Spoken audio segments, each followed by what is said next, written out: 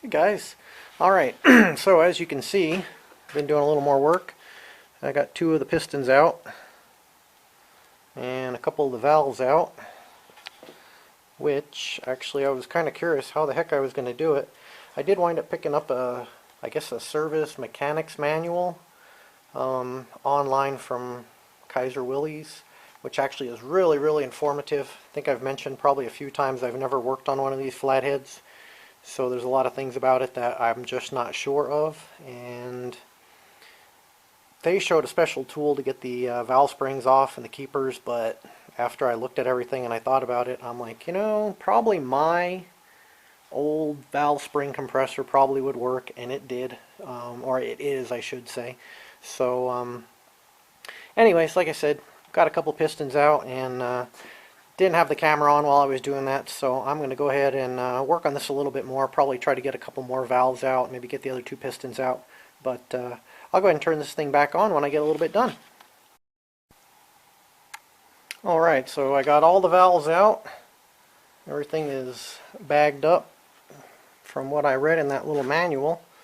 It says to keep everything separated and make sure you put the same valve spring on the same valve and all that good stuff. I guess they said that there are differences in the valve springs for the intake and the exhaust, which does actually make sense. But so anyways, like I said, it's all bagged up as far as intake, exhaust number 1, 2, 3, 4, all that good stuff. One thing, again, since I've never really worked on these, I was a little at first going, okay, wait, how exactly does this work? We've got 8 valves, but we've only got 6 holes. Took me a little bit, but finally figured out that this one here is intake here and here for cylinders number 1 and 2. We got exhaust, intake, exhaust, and then we've got intake for number 3, or exhaust for number 3, sorry, intake for number 2, or number 3 as well, intake for number 4, and exhaust for number 4. So we got 2 intake ports, because I was looking at the intake manifold and the exhaust, and it's all attached. Looks like one piece, even though it is 2 pieces. And I'm going, I only see 6 ports. What's going on here? So again, for me, it was something new. So I don't know. But anyways, just thought I'd throw that out there. So let me get this thing spun over, and I will get those last 2 rods out, and we'll go from there.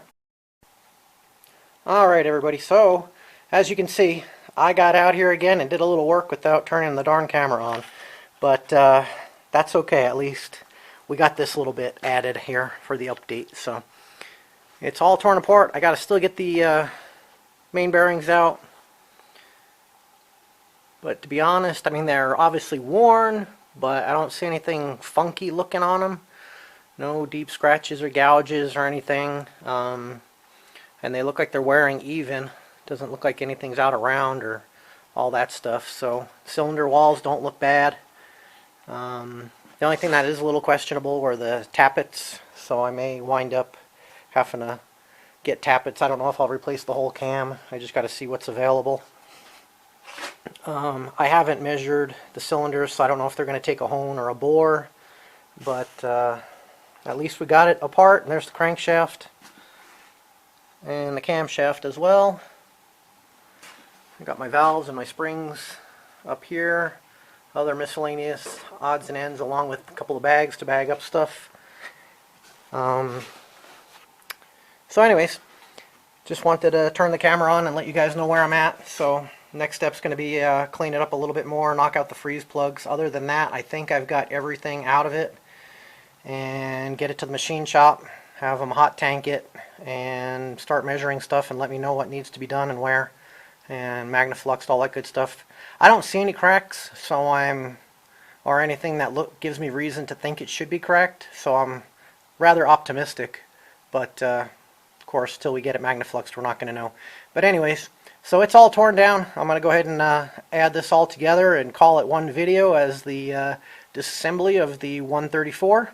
And once I start getting parts back from the machine shop and start reassembling, I'll go ahead and post another video when we get to that point. Thanks for watching. We'll see you in the next video.